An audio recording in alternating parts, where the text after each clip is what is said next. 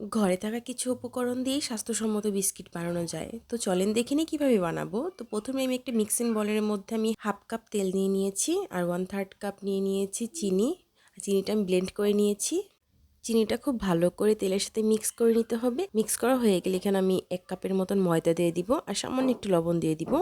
চেষ্টা করবেন ময়দা দেওয়ারই, কারণ ময়দা দিলে বেশি ভালো হয়। আর 1/2 কাপ দিয়ে দিব বেকিং পাউডার আর 2 চামচ দিয়ে দিব গুঁড়ো দুধ।